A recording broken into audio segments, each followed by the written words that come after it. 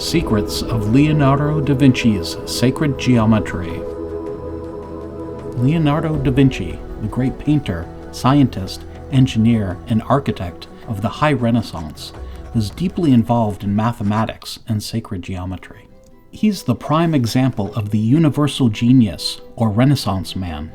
His mind and knowledge seems superhuman, but there is a secret behind his mysterious process. Leonardo used sacred geometry. He used it as an underlying organization principle in art, engineering, and architecture. The secretive tradition of sacred geometry centers on number, harmony, geometry, and cosmology. It spans back through the mists of time to Egypt, Babylon, India, Greek, and Roman civilizations. It is evident in the stone circles of Stonehenge and the Greek and Roman temples throughout the ancient world. Architects of the Middle Ages and the Renaissance studied the liberal arts, which included arithmetic, geometry, harmonics, and astrology. Much of what we think of today as sacred geometry comes from this curriculum. Leonardo was not formally educated, but instead was self-taught, using an almost scientific method of observation to learn and grow throughout his life. Like a modern architect, Leonardo used geometry in the design process, but unlike modern geometry, there was no clear distinction between pure geometry, harmonics, and astrology. These concepts at the time were interrelated and were called the music of the spheres, as artists and architects tried to incorporate harmonic proportions of the cosmos into the work of art and architecture. To understand Leonardo, we must understand sacred geometry and how he used it in his work. In this video, we will give a glimpse and insight into Leonardo's secret of sacred geometry.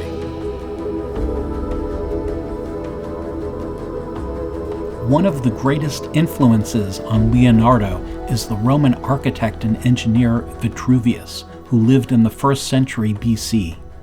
Leonardo emulated this Roman polymath and considered him his mentor. Vitruvian wrote the book called De Architectura, the first book on architecture that survives to us today. The English version of this book is called Vitruvian, the 10 Books on Architecture. This is a must-read for all architecture students. Vitruvius's writings were revived and republished in the 1400s, creating a Roman revival in architecture. The word Renaissance means revival, and what was being revived was Roman, Greek, and Egyptian knowledge. The most fundamental Roman knowledge was engineering. The Romans were renowned for their feats of engineering, from the aqueducts to arches to domes made of concrete. Leonardo, like other scientists of the Renaissance, were trying to rediscover ancient Roman science and technology. It lay all around them in ruins, and they tried to piece it together to form a new science. Leonardo can be seen in this light as trying to rediscover Vitruvian and Roman technologies, while still being inventive and coming up with his own interpretations based on observation and experiment. One of the sources for Vitruvian mathematics is Euclid's book on geometry called The Elements, written around 300 BC. It is perhaps the most important work of mathematics ever written. Euclidean geometry is the fundamental source for much of Vitruvian engineering and was used in art and architecture. Leonardo's Vitruvian man comes directly from the Vitruvian man from De Architectura by Vitruvian. More than 20 years after drawing the Vitruvian man, Leonardo collaborated with Luca Pacioli, a Franciscan friar who taught mathematics to Leonardo. Leonardo illustrated Pacioli's book, De Divina Proportione. Much of this book came from mathematical concepts developed by Fibonacci. The book is about mathematical proportions and their applications to geometry, art, and architecture. Leonardo's drawings helped make this a popular book and helped popularize the golden ratio. Pacioli used the term divine proportion or sacred ratios. The second part of the book discusses Vitruvius and his book De Architectura and the application of mathematics to architecture. Pacioli designed the classic Roman alphabet we use today. These were drawn with a ruler and a compass. Leonardo contributed about 60 illustrations, including the Platonic solids. This led Leonardo down an intellectual rabbit hole to discover ancient geometry and how it could be used for practical and maybe even secret mystical uses.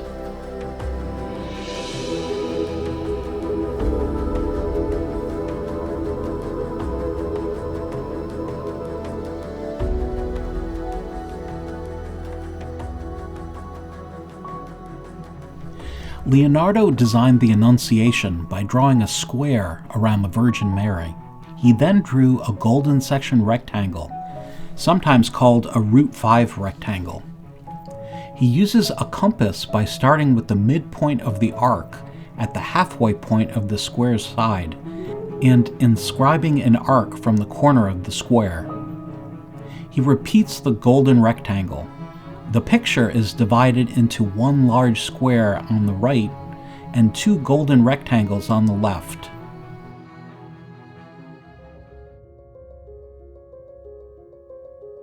Leonardo uses a little-known design technique called rebattement, where two squares overlap in a rectangle. This creates overlapping squares for the left side of the painting and one large square for the right. The golden section is used in the design of the trees and mountains in the background. Palladio's Villa Rotunda uses the golden section rectangle and overlays it similar to the rebattement technique, but instead of using a square, uses a golden rectangle.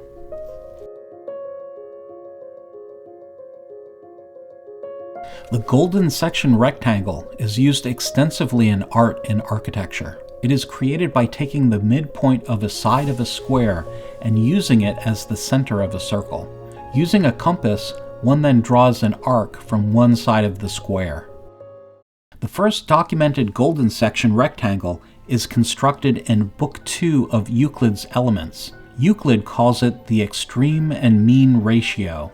Later, Luca Pacioli called it the divine proportion. In the 18th century, the mathematician Martin Ohm called it the golden section, and this term has been used ever since.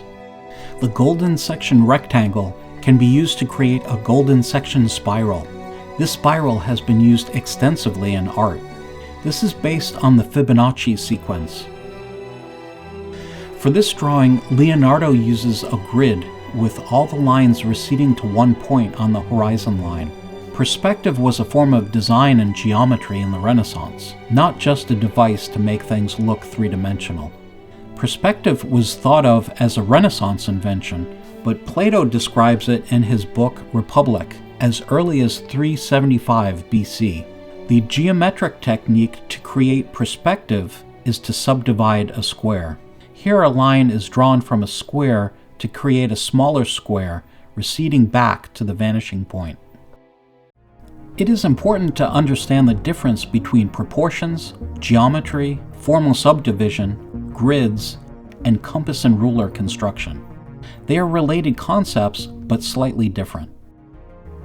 Proportions are relationships of parts to the whole, or parts to other parts. Proportions are mathematical ratios, 1 to 2, 2 to 3, 3 to 4, etc. The Greek word for ratio is logos, which also means the cosmos, or divine mind of God. Proportions exist in music, mathematics, geometry, art, and architecture. Geometry are shapes, both two-dimensional and three-dimensional. The most basic of these are the circle, triangle, and square, but include any shape. Polyhedra is a Greek word meaning many knees, or angles, and relates to three-dimensional shapes. Geometry can be mathematical too. Its practical application can be found in art, architecture, and science. Formal subdivision, or dynamic symmetry, is using lines to divide a form. This was often done in art and architecture, and is often difficult to determine if an artwork is using formal subdivision, proportions, or geometry to control the design. This becomes even more difficult to determine in architecture, as controlling lines were used in the construction process. Architects and builders would use controlling lines to make sure the building was level and the horizontal lines were plumb. In fact, the word plumb comes from this process. Grids too were used in art and architecture. It's sometimes difficult to determine if a building is designed on a grid or if it's using proportions, geometry, or formal subdivision. The tools of an architect and stonemason were the ruler and compass. This was used to measure masonry, but also to draw the design of the building. Here, it is often impossible to know if the designer was simply drawing circles and squares, or if there was more to their mathematical understanding. You see the ruler and compass as a symbol for Freemasonry. The G in the symbol represents geometry, as they believe God as the grand architect or geometer of the universe. This sacred geometry is studied to this day, as many famous people were Freemasons.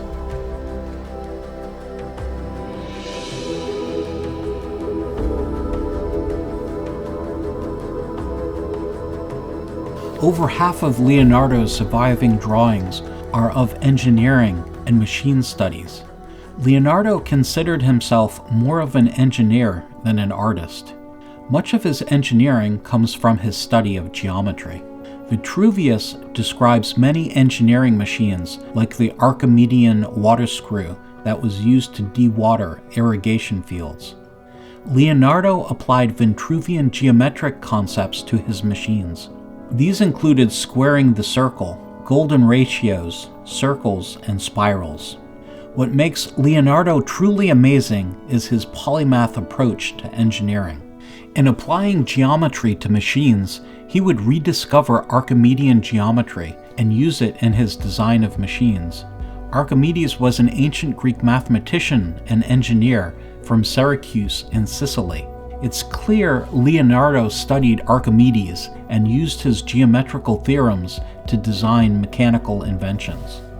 Archimedes wrote the text on spirals around 225 BC. Leonardo perhaps learned of Archimedes' spirals first from Vitruvius before experimenting with them extensively with his machines.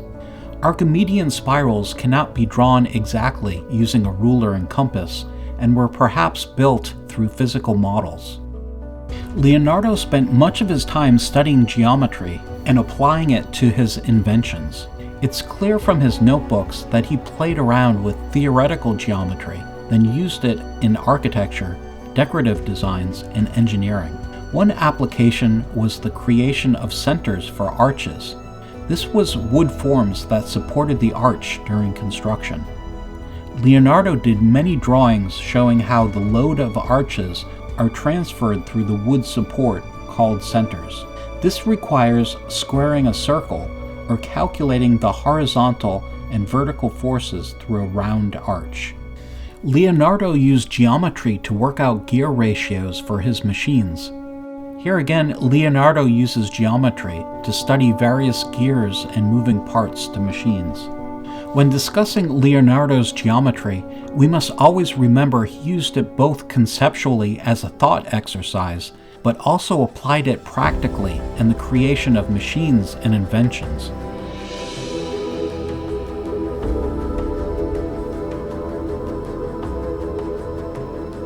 In traditional art and architecture, symbolic number ratios were used as a design tool. Mathematics wasn't a human invention, but a sacred and mystical organizational principle of the cosmos. Geometry was considered paradigma, or the underlying pattern or archetype of the universe. The Creator was seen as a divine architect, ordering the cosmos by number, geometry, and use of the compass and ruler. The circle represents heaven, while the square represents earth. Squaring the circle symbolically represents the marriage of heaven and earth. Leonardo's Vitruvian man comes from Vitruvius and represents man as the nexus between heaven and earth. Proportions of a man's body, used extensively in architecture, are the same, symbolically, of the divine proportions of heaven.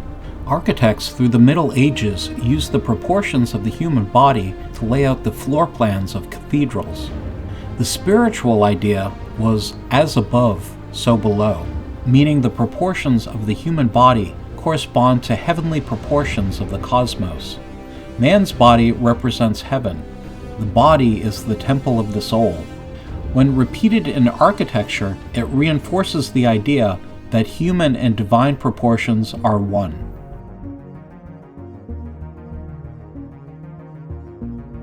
In art and architecture, there are two types of symmetries, static and dynamic. Static symmetries copy a form around a central axis. Static symmetries can also be created by grids and modules. Dynamic symmetries use diagonal lines to create the feeling of movement and rhythm. Plato gives the first known description of dynamic symmetry in the 4th century BC, but the Egyptians were first to use this technique.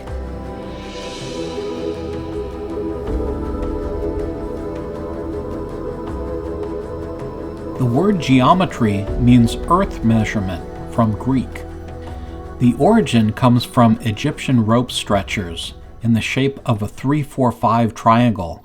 This is a rope with knots tied in it to form a 3-4-5 triangle. They are used to measure land boundaries after the annual Nile flood. The practical application of using a triangle to measure land led to its symbolic use as a representation of the power of the state, specifically the pharaoh. The origin of the word may come from the measurement of the curvature of the earth. The Egyptians, Greeks, and Romans knew the earth was round. It was only in the Middle Ages civilization forgot this basic fact. According to Vitruvius, architects measured the curvature of the earth by putting a stick in the ground in two cities at the same time of day. They would measure the length of the shadow cast by the stick. The shadow was different lengths based on the curvature of the earth. They could calculate, using geometry, the circumference of the earth. The circle is a symbol of the first creation of the cosmos and the totality of manifest creation. It starts from a single point and spreads out to infinity. Two circles create vesica piscis, or fish's bladder. This is the symbol of the second day of creation. Christ is often depicted inside a vesica. This is the symbol Christians drew in the sand as a secret sign when Christianity was outlawed by the Roman Empire. The fish has now become ubiquitous as a symbol for Christians. Architects for ages have been using this geometry. St. Peter's Square is based on two overlapping circles. The Washington Monument, too, uses this geometry. Three circles produce triangles and hexagons and can lead to a whole universe of geometries. Three circles were used extensively in creating tracery patterns and arches in architecture. 6 circles around one produce the seed of life.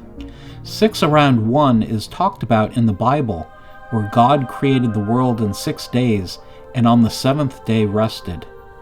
The outer circles represent God creating the cosmos from points that can become circles, while the inner circle represents the 7th day of rest. The seed of life comes from Euclid's construction of a hexagon. The hexagon is created from drawing arcs with the compass from the outer edge of the circle through its inner point. In Euclid's Elements, all two-dimensional figures can be constructed using only a compass and a straight edge. In Euclid, the seed of life is not inherently a mystical symbol as we know it today, but just a proof based on basic geometry. Because people don't typically draw with a compass and a straight edge anymore, it appears magical. Here I'm filling in the arcs, like Leonardo did, to show how it creates a flower pattern. Leonardo combined all these geometries into one amazing diagram. Today we call this the flower of life, but it has many names over the millennia. It is a mathematical ratio or proportion system. And above the diagram, Leonardo writes the Fibonacci sequence.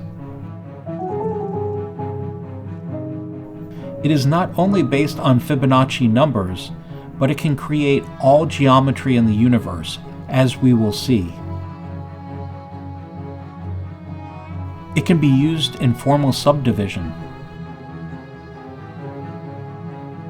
It creates not just one grid, but a series of circular and triangular grids. It is created by using a ruler and compass. This diagram is the key to all sacred geometric systems.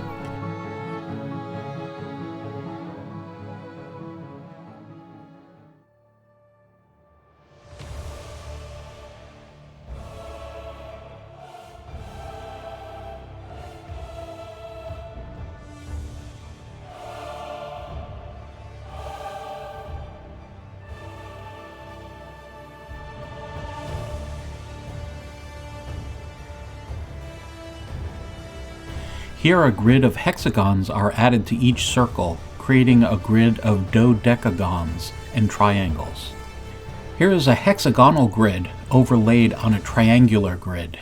This joins the midpoint of each hexagon side to form a grid of hexagons and triangles. This is a tetrahedron grid created from the center points of the circles. The Jewish Kabbalistic tree of life comes from this diagram. The Jewish tradition shows that sacred geometry was used as a form of meditation and mystical practice. It also shows that Jewish Kabbalah is based on much older systems of Greek and Egyptian sacred geometry. Kabbalah may be based on Hellenistic Judaism that was influenced by Greek culture and sacred geometry. Metatron's cube has become a secret occult symbol based on the archangel Metatron. Angels in the Bible look like geometric figures. Metatron's cube in sacred geometry represents the map of all creation. The 5 Platonic solids are contained in the cube, which are thought to be the building blocks of the universe in Platonic and Neoplatonic theory. The circles and lines are believed to form all known shapes in the universe. Metatron's cube is formed from the flower of life diagram. The diagram was created by Leonardo Pisano Fibonacci, also known as Leonardo Bonacci or Leonardo of Pisa, and lived from 1170 to 1250. He was an Italian mathematician, considered the most talented Western mathematician of the Middle Ages. The 5 Platonic solids can be formed by Metatron's cube.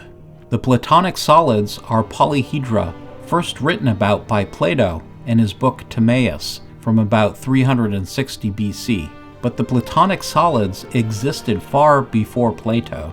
Since Timaeus also tells the story of Atlantis, some speculate this geometry was invented in Atlantis, and that there existed a universal science of geometry, science, and mysticism. This knowledge was lost to the ages, but can be relearned by studying sacred geometry.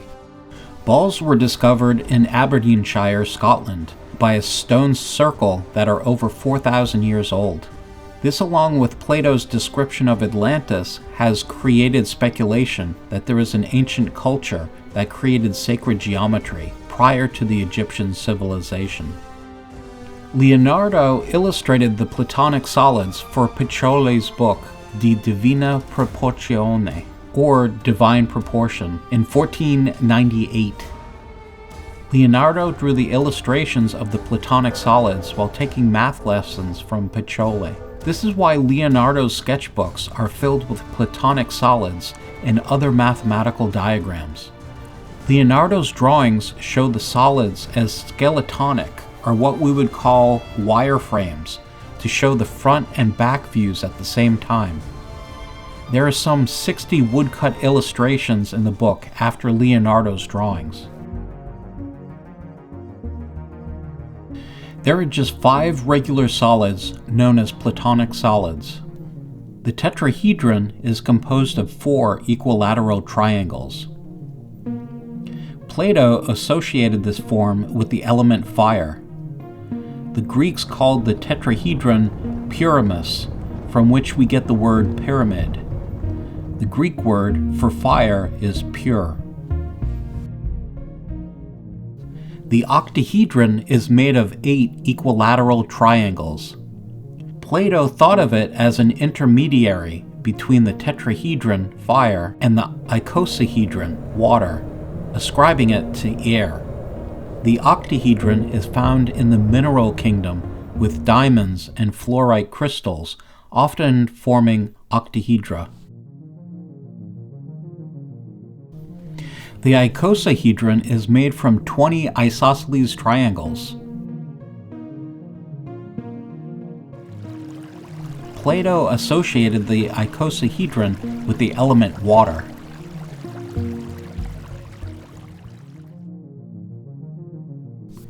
The hexahedron, or cube, is made from 6 squares.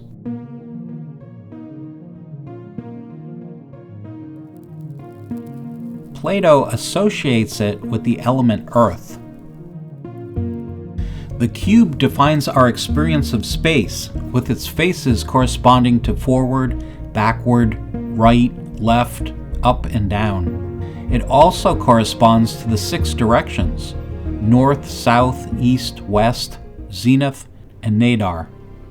The Temple of Solomon was a cube, as is the Kaaba in Mecca. The dodecahedron was called the sphere of 12 pentagons by the Pythagoreans. In Plato's Timaeus, he says, "There remained a 5th construction, which God used for embroidering the constellations on the whole heaven." This enigmatic statement implies the geometry of the pentagon is the basis of the astrological chart. People have interpreted this as corresponding to the ether, or spirit. Fool's gold, or iron pyrite, forms crystals much like the dodecahedron, but not exactly. Buckminster Fuller was deeply influenced by Platonic solids and devoted a significant amount of his career to developing geometry based on these concepts. The Buckminster fullerene, or buckyball, is a molecule named after Fuller that is based on hexagons and pentagons resembling a soccer ball. Fuller's geodesic domes are created by taking a triangular polyhedron like the icosahedron and projecting them onto a sphere. The geodesic dome's precursor was the Campanus sphere, originally described by Euclid in his book Elements. It became popular from Leonardo's drawing of it and Divina Proportione. The icosahedron combines the 12 pentagonal faces of the dodecahedron with the 20 triangular faces of the icosahedron.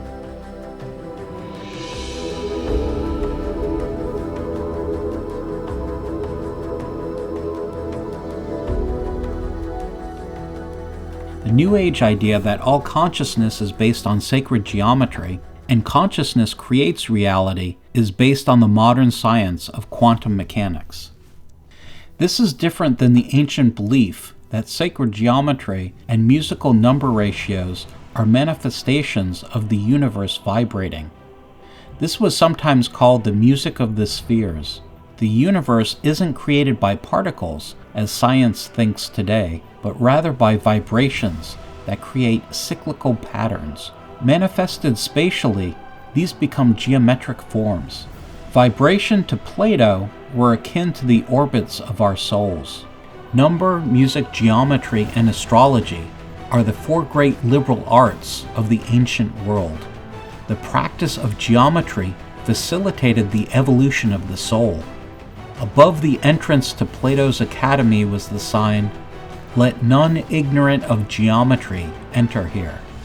Ancient science was one universal system of knowledge, where astrology, Kabbalah, sacred geometry, chakras, angelic magic, harmonics, and music were all manifestations of this vibrating universe. Science for thousands of years thought the fundamental nature of the world is knowable through a pattern of waveforms. These could be understood through mathematical and geometric harmonies. Many ancient cultures examine the world through geometric structures of form and proportion.